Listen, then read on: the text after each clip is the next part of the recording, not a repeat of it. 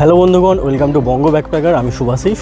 আজকে চলে এসেছি হুগলি জেলার এক ঐতিহাসিক জায়গা পান্ডুয়া।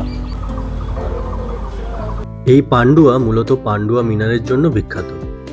বাংলায় হিন্দু রাজাদের পরাজিত করে মুসলিম আধিপত্যের বিজয় প্রতীক হিসেবে এই মিনার নির্মাণ করা হয়েছিল সেই মধ্যযুগে। 700 বছরেরও কাছাকাছি সময় ধরে দাঁড়িয়ে থাকা এই মিনারের একটি অসাধারণ ইতিহাস আছে, যেটি আজকের ভিডিওতে আপনাদের বলবো। এছাড়া এক সুন্দর গ্রাম্য পরিবেশের মধ্যে দিয়ে আপনাদের নিয়ে যাব জামগ্রামের নন্দী জমিদার বাড়িতে। তো আজকের এই ভিডিওর জার্নিটা হাওড়া স্টেশন থেকেই শুরু করছি।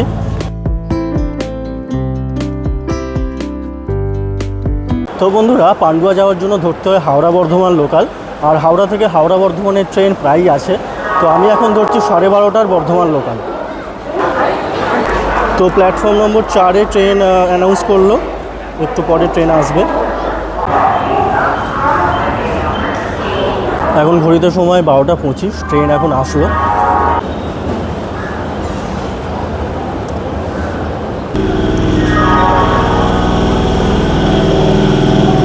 এখন ট্রেন একদম ফাঁকা, আর এই হাওড়া থেকে পান্ডুয়ার ডিস্টেন্স 8 কিলোমিটার, আর যেতে সময় লাগে 1.5 ঘন্টা। তো চলুন 1.5 ঘন্টার একটা ট্রেন জার্নি করে পান্ডুয়াতে পৌঁছাই, আর তারপর আপনাদের ঘুরিয়ে দেখাই পান্ডুয়া।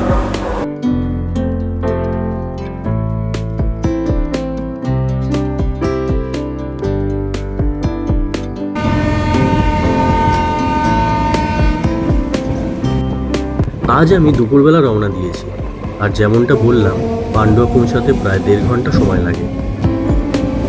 আর এই রকম ল্যান্ডস্কেপগুলো দেখতে দেখতে দিব্যি সময় কেটে যাবে।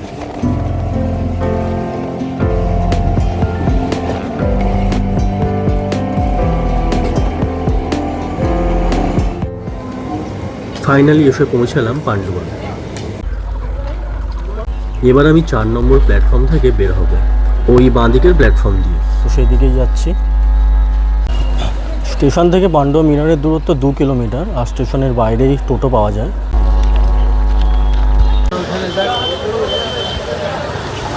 স্টেশনের বাইরে টোটো স্ট্যান্ড, তো দেখি কোন টোটোটা যায় মিনারের জন্য। যদি দেখাই চারদিকে বিভিন্ন জায়গার টোটো। স্টেশনের বাইরে থেকেই টোটো পেলাম মিনার যাওয়ার, আর এখান থেকে ভাড়া 10 টাকা।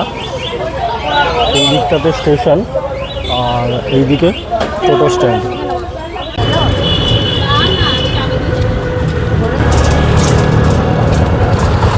টোটো করে 10 মিনিটেরও কম সময় চলে আসলাম মিনারের এখানে। চলুন আপনাদের দেখাই মিনারটা।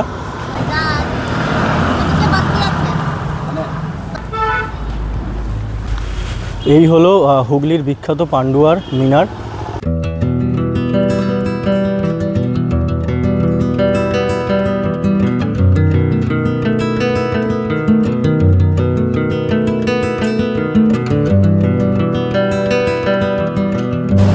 আর্কিওলজিক্যাল সার্ভে অফ ইন্ডিয়ার তরফ থেকে এখানে রক্ষণাবেক্ষণ করা হয়, তাই ভেতরে ঢুকতে দেওয়া হয় না, আসলে বাইরে থেকেই দেখতে হবে।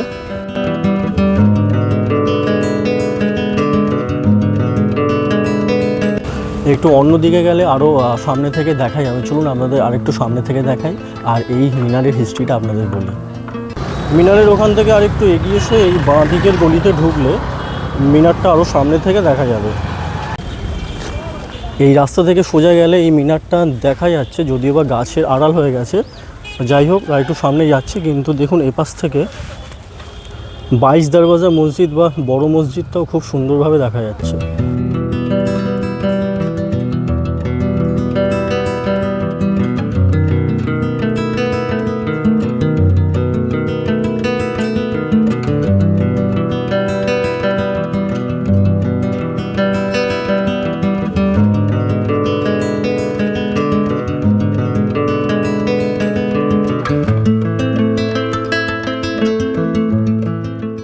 পাঁচতলা বিশিষ্ট 125 ফুটের এই পান্ডুয়া মিনার বাংলায় মুসলিম শাসনের বিজয় প্রতীক হিসেবে শাহ শফিউদ্দিন 1340 সালে নির্মাণ করিয়েছিলেন।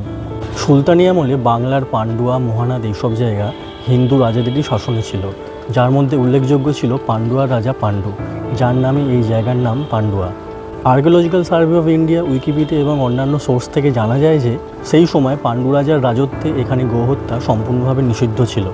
একবার দিল্লির সুলতান ফিরোজ শাহ খিলজির ভাইপো সৈয়দ শাহ সাফিউদ্দিন তার ছেলের খাতনা অনুষ্ঠানে আমন্ত্রিত অতিথিদের জন্য গোহত্যা করলে সেই খবর পাণ্ডু রাজার কাছে যায়। ফলে পাণ্ডু রাজা খুবই রেগে যান, যার ফলস্বরূপ রাজা পাণ্ডু সফিউদ্দিনের ছেলেকে মা কালীর কাছে বলি দিয়ে দেন। এরপর শাহ সফিউদ্দিন দিল্লি সুলতানের কাছে গিয়ে এই ঘটনার কথা জানান এবং তারপর দিল্লি সুলতান 6 জন সুফি এবং জাফর খান গাজীর নেতৃত্বে এক বিরাট সেনা পাণ্ডুর উদ্দেশ্যে পাঠান 1293 সালে।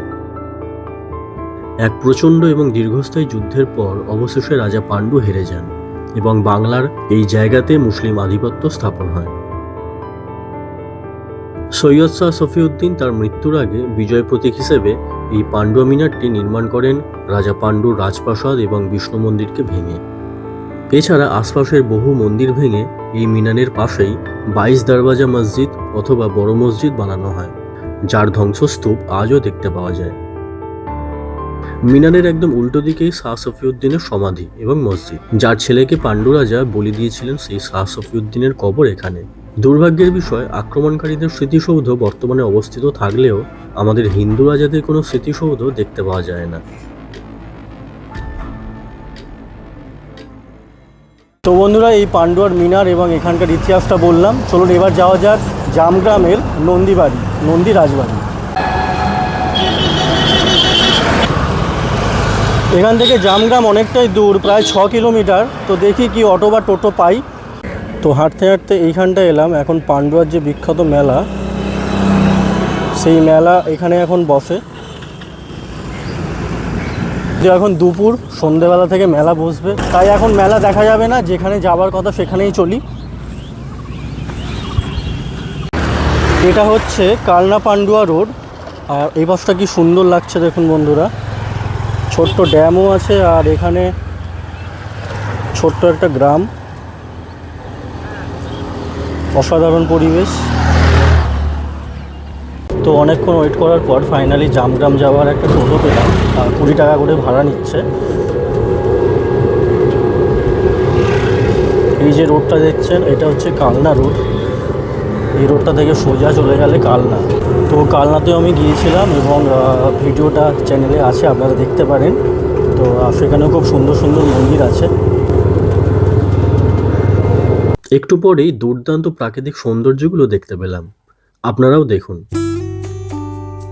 কি অপূর্ব লাগছে, মাঠের পর মাঠ ধানের ক্ষেত, আর তার সাথে ছোট বড় নালা, পুকুর, আর তার মাঝে ছবির মতো রাস্তা।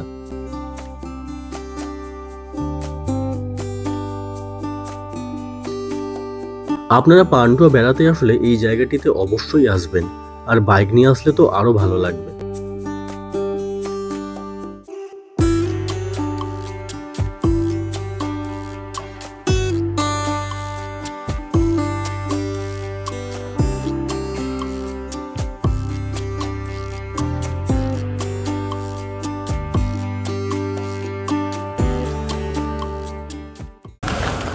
তো বন্ধুরা, চলে আসলাম জামগ্রাম। আর জামগ্রামের টোটো থেকে নেবেই সামনে চোখে পড়ছে অপূর্ব নন্দী রাজবাড়ি আর সামনে রাসমঞ্চ।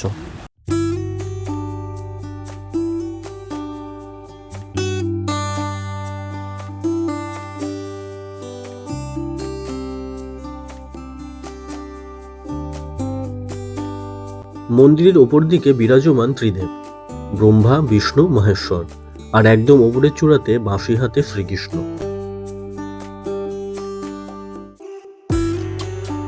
তো এবার রাজবাড়ির ভেতরে ঢোকা যাক।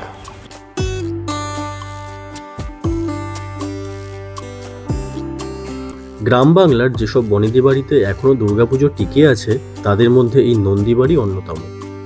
দরজা দিয়ে ঢুকলে প্রথমেই চোখে পড়ছে দুর্গা দালান, আর সামনের এই দুর্গা মন্দিরে প্রতি বছর ধুমধাম করে দুর্গাপুজো করা হয়।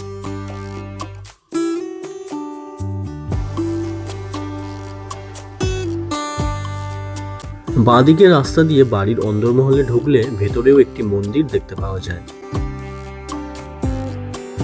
এটি রাধাকৃষ্ণের মন্দির।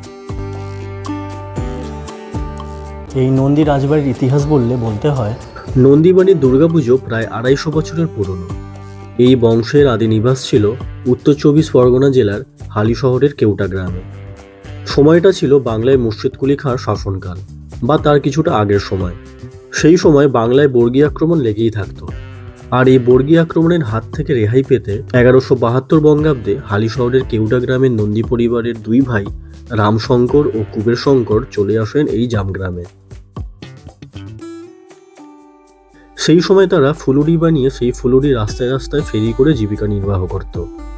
একদিন ফুলুরি নিয়ে ফেরি করার সময় তারা এক পীরের দেখা পেলেন এবং দুপুরের গরমে সেই পীরকে খাবার ও জল দিয়ে তার আশীর্বাদ পেলেন। পীর খুশি হয়ে তাদের একটি স্বর্ণমোহর দিয়ে ব্যবসা শুরু করতে বললেন এবং অচিরে তাদের ভাগ্য ফিরবে এমনটি ভবিষ্যৎবাণী করেন। এরপর দুই ভাই কলকাতায় সুপারির ব্যবসায় হাত লাগায় আর তারপর মশলার ব্যবসায়। এইভাবে ধীরে ধীরে তাদের প্রভাব ও প্রতিপত্তি বাড়তে থাকে।